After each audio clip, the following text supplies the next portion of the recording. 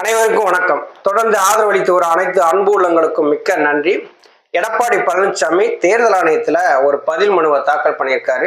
அதுல என்ன குறிப்பிட்டிருக்காரு அப்படின்னா, அதிமுகவினுடைய உட்கட்சி விவகாரங்கள்ல தேர்தல் ஆணையம் தலையிட அதிகாரம் கிடையாது.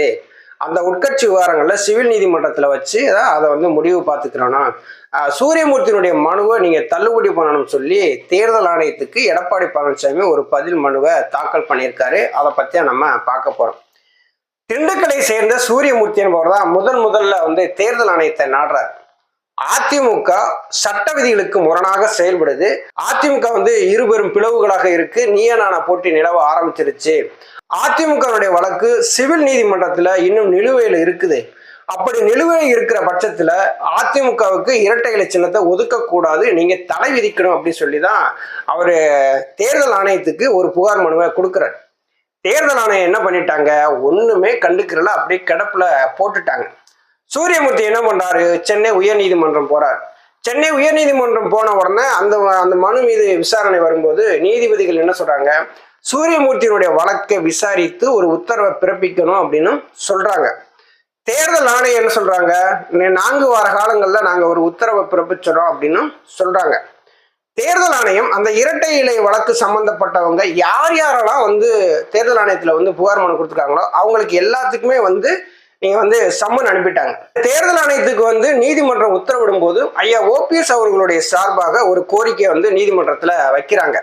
எங்களுடைய கருத்துக்களையும் கண்டிப்பா கேட்கணும் அப்படின்னு சொல்லி கோரிக்கையை வச்ச உடனே நீதிமன்றம் அதை ஏற்று ஓபிஎஸ் அவர்களுடைய கருத்துக்களை கேட்ட பின்னரே நீங்க உத்தரவை பிறப்பீங்க அப்படின்னு சொல்றாங்க. இப்ப அந்த வழக்கு சம்பந்தப்பட்ட யார் இருந்தாங்க, கேசி பழனிசாமி, புகழேந்தி, எடப்பாடி பழனிசாமி, ஐயா ஓபிஎஸ், சுரேன் பழனிசாமி, ராம்குமார் ஆதித்தன் எல்லாத்துக்கும் சம்மன் அனுப்பிட்டாங்க. சம்மன் அனுப்பி 2024 டிசம்பர் 23, 24 தேதிகள்ல எல்லாத்துக்கும் விசாரணை நடக்குது. அவரவர் கருத்துக்களையும் வச்சுட்டாங்க. அது ஐயா ஓபிஎஸ் அவர் மேலும் ஒரு பதில் மனுவை கொடுத்திருந்தாங்க. 2026 டிசம்பர் வரைக்குமே ஒருங்கிணைப்பாளர், இணை ஒருங்கிணைப்பாளருடைய பதவிக்காலம் இருக்குது. அதிமுக ஒருங்கிணைப்பாளர் நான் தான், கட்சியும் சின்னமும் எங்களுக்கு தான் சொந்தம். எடப்பாடி பழனிசாமிக்கு கொடுக்கப்பட்ட அதிகாரத்தை திரும்ப பெறணும். அந்த அதிமுகவினுடைய இரட்டை இலை கட்சி சின்னம் இதையெல்லாம் அவர் பயன்படுத்த நீங்க தடை விதிக்கணும் அப்படிங்கிறதையும் ஒரு பதில் மனுவில் கொடுக்குறாங்க. சின்னம் தொடர்பாக தேர்தல் ஆணையம் தான் முழு முடிவையும் எடுக்க முடியும். 1968 பாரா 15 பிரகாரம் ஒரு கட்சியில ஒரு பிளவு ஏற்படுது அப்படின்னா, இரு பிளவா ஏற்படுது அப்படின்னா, இந்த கட்சியினுடைய சின்னத்தை முடக்குவதற்கு தேர்தல் ஆணையத்துல அதிகாரம் இருக்குது. அப்படி இருக்கிற பட்சத்துல இந்த தேர்தல் ஆணையம் இரட்டை இலை சின்னத்தை இரு பெரும் பிளவுகளா இருக்கும்போது முடக்குமா அப்படின்னா கண்டிப்பா முடக்குவதற்கான வாய்ப்புகள் நிறைய இருக்குது. அதிமுக உட்கட்சி விவகாரங்கள்ல தேர்தல் ஆணையம் தலையிட அதிகாரம் கிடையாது. நாங்க அதை சிவில் நீதிமன்றத்துல வச்சு நாங்க முடிவு பண்ணிக்கிறோம். நீங்க சூரியமூர்த்தியினுடைய மனுவை நீங்க தள்ளுபடி பண்ணணும் அப்படின்னு சொல்றாரு. அதுலயும் என்ன சொல்றாரு அப்படின்னா, சூரியமூர்த்தி என்பவர் கட்சிக்கு சம்பந்தம் இல்லாதவரு, கட்சியிலிருந்து வெளியேற்றப்பட்டவரு, கட்சிக்கும் அவருக்கும் எந்த விதமான தொடர்பும் கிடையாது. இதே இரட்டை இலை சின்னத்தை எதிர்த்தே அவர் போட்டியிட்டாரு. அப்போ ஒரு புறவாசல் வழியாக இந்த சின்னத்தை முடக்கணும்னு சொல்லி நினைப்பவர்களுடைய அந்த மனுவை நீங்க தள்ளுபடி பண்ணணும் அப்படின்னு தான் சொல்றாரு. ஆனா தேர்தல் ஆணையத்துல சூரியமூர்த்தி அவருடைய மனு தான் இன்னைக்கு ரொம்ப ஸ்ட்ராங்கா இருக்குது அப்படின்னு தான் நமக்கு தெரியுது. 1968 பாரா 15 பிரகாரம் ஒரு கட்சியில பிளவு ஏற்படுதுன்னு வச்சுங்களேன், அந்த கட்சிக்கான சின்னத்தை முடக்குவதற்கு தேர்தல் ஆணையத்துல அதிகாரம் இருக்கு. இப்ப எடப்பாடி பழனிசாமி என்ன சொல்றாரு, எனக்கான ஆதரவு தொடர்ந்து நீடிச்சுக்கிட்டே வருது. தேர்தல் வாரத்துல சூரியமூர்த்தியினுடைய வழக்கை விசாரிச்சு ஒருவேளை இரட்டை இலை சின்னம் முடக்கிட்டீங்கன்னா இந்த கட்சிக்கு மிகப்பெரிய ஈடு செய்ய முடியாத இழப்பு அப்படின்னு சொல்லிலாம் அவர் நீதிமன்றத்துல வாதாடினதை நம்ம பார்த்திருப்போம். ஆனா இங்க இருக்கிற ஒரு சிலர் என்ன பண்றாங்க அப்படின்னா, கட்சி வளர்ச்சியை நோக்கி போகணுமே அப்படிங்கிற எண்ணம் யாருக்குமே கிடையாது. எடப்பாடி பழனிசாமி பின்னாடி நின்றோம்னா நமக்கு காசு கிடைக்கும் அப்படிங்கிற எண்ணம் ஏகப்பட்ட நிர்வாகிகளுக்கு இருக்குது. இந்த இடத்துல சின்னம் இருக்கும், அதுதாங்க கட்சி அப்படின்னு சொல்லி நினைக்கிறாங்க. அந்த இரட்டை இலை சின்னம் இருந்துமே எடப்பாடி பழனிசாமி பல தேர்தல்கள் தோல்வியை சந்திச்சிருக்கிறாரு. அந்த இரட்டை இலை சின்னம் கையில இருந்துமே அவர் பல இடைத்தேர்தல் சந்திக்காம புறமுது கட்டி ஓடி இருக்காரு. அப்ப இந்த சின்னம் யாருக்கு சொந்தம் அப்படிங்கிற ஒரு இது இருக்குல்ல. 2026 டிசம்பர் வரைக்குமே ஒருங்கிணைப்பாளர், இணை ஒருங்கிணைப்பாளர் இருக்கும்போது தேர்தல் ஆணையம் இதை விசாரிக்க ஆரம்பிச்சுட்டாங்க அப்படின்னா ஐயா ஓபிஎஸ் அவர்கள் கைக்கு சின்னம் வருவதற்கான வாய்ப்புகள் நிறைய இருக்குது. பழைய பேருதான் ஒருங்கிணைப்பாளர், இணை ஒருங்கிணைப்பாளர் அப்படிங்கிற நிலைமைக்கு தான் வரும். இப்ப தேர்தல் ஆணையம் வந்து அந்த இரட்டை இலை வழக்கு சம்பந்தமான அந்த இதை விசாரிக்க ஆரம்பிச்சிட்டாங்க அப்படின்னா எடப்பாடி பழனிசாமிக்கு சின்னம் கிடைக்கிறதுல மிகப்பெரிய சிக்கல் வந்து இருக்கு. அதிமுக ரெண்டா பிளவுல தான் இருக்குது.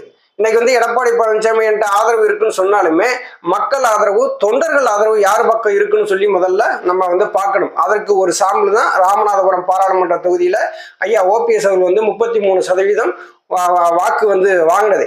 எடப்பாடி பழனிசாமி ஒரு 30க்கும் மேற்பட்ட தொகுதியில நின்றுமே வெறும் 20%க்கு கீழே தான் அவர் வாக்கு வந்து வாங்க முடிஞ்சது. கையில சின்னம் இருந்துமே விக்கிரவாண்டி இடைத்தேர்தலை வந்து புறக்கணிச்சார். இப்ப எடப்பாடி பழனிசாமி என்ன நினைக்காரு அப்படின்னா, சின்னம் தான் கட்சி, சின்னம் இருந்தா மட்டும்தான் நம்ம பொதுச் செயலாளர்.